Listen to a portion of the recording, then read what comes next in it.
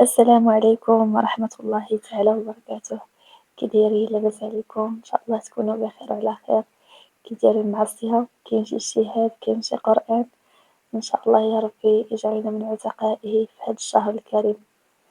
انا في هذا الفيديو متصوروش شحال كنت فرحانه بزاف، فرحانه بالطالبات ديالي المجتهدات، المجتهدات، ما شاء الله المجدات. كانوا فرحانين بزاف بزاف، وانا كنت اكثر فرحا منهم، كنت فرحانه اكثر منهم كاملين. هاد البنيتات اللي كتشوفوا ما شاء الله اللهم بارك كملوا 5 د الاحزاب ودوزوا الاختبار ديالهم، وهنايا كنت كنعطيهم الشواهد ديالهم مع بعض الهدايا المشجعه والمحفزه لهم. كانوا فرحانين بزاف بزاف، وتا انا كنت فرحانه معهم. حبيبتي، هاد الفيديو هذا درتو باش تشوفيه انتي اللي كتشوفيني دابا، لكل ام كتفرج فيا ما عندك حتى شي عذر.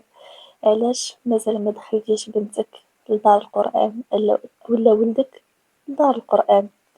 حنايا في واحد الزمن اللي صعيب بزاف، زمن كله فتن، والحمد لله رغم هادشي كله الحمد لله المساجد موجودة في بلادنا، الحمد لله الكتاتيب موجودة، الجمعيات موجودين.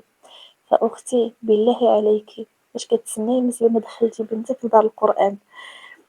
آه ويعني شوفوا القرآن ما زاحم شيئا إلا باركه. القرآن آه كيزي بنتك أو لا ولدك لا دخلتي ليه القرآن في حياته، فالقرآن غادي يعلمو بزاف ديال الحوايج، غادي ينمي شخصيته، غادي تصحح العقيدة ديالو.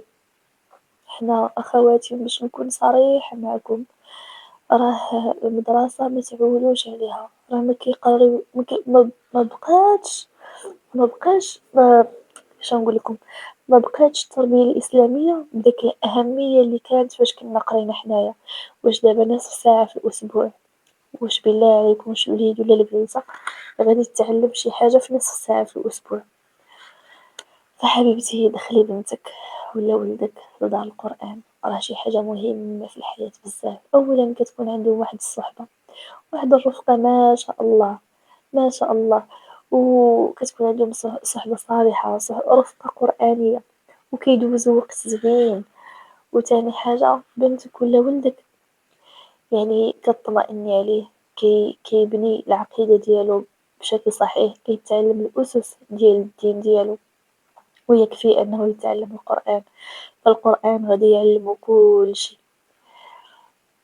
هنايا غادي نقول لكم واحد الحاجة، بزاف ديال الأخوات وبزاف ديال الأمهات مثلا كتقولي ليها واش بنتك مازال ما دخلتيهاش، كتقول لك لا وراه مضغوطة بالقراية لي زاكتيفيتي وهذه وهذه. سبحان الله، كنلقاو الوقت لكل شيء الا القرآن. علاش؟ يعني كيف ما قلت لكم كنلقاو الوقت لكل شيء، الوقت الأنشطة، الوقت للرياضة، الوقت للسوايع والدروس الخصوصية، ولكن وقت القرآن كنبقاو نتحججو بأعذار خاوية. خاصك تعرفي أختي بالله أنه هاد الوليد ولا هاد البنيتة غدا يوم القيامة راه غادي تحاجك أمام الله سبحانه وتعالى، وغادي تشدك وغتقولك علاش ما وجهتينيش، لأنه كيقول الرسول صلى الله عليه وسلم كلكم راع وكل مسؤول عن رعيته. انت راه مسؤولة على ديك البنت أو هداك الوليد، غادي تسولي عليه غدا يوم القيامة. ومن بين هاد الحوايج هادو أنه خصك توجهيه للكتاب لدار القرآن. والحمد لله كاين واحد الإقبال كبير على القرآن ما شاء الله، زعما واحد الحاجة التي تثلج الصدر، والله العظيم شي واحد الحاجة اللي كتفرح.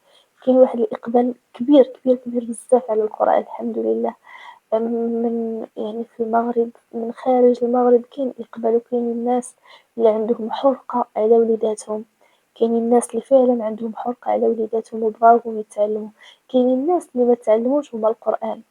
دابا أنا كنعاود لكم يعني من الواقع المعاش، كتلاقي ما شاء الله شي أخت أو شي أم أو هذا كتجيب بنتها كتشوفها هي الله يهديها يعني ما عندها حتى شي علاقة بالقرآن، اللبس والتبرج، ولكن هكذا كتشد بنتها وتشد ليها في يدها وكتجيبها حتى تعطيها ليك، يعني كتقولك أنا كنتحسر على نفسي أن والديا ما وجهونيش في صغري، ما تعلمتش في صغري، فما بغيتش بنتي تكون بحالي.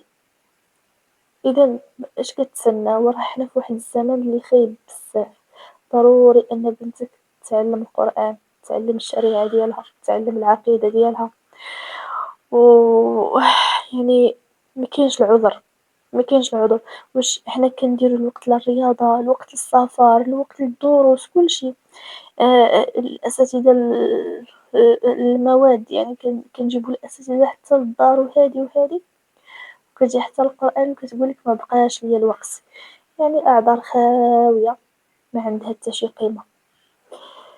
إلا دخلتي ولدك لدار القرآن راه غينفع راسو أولا، تاني حاجة غينفعك نتيا.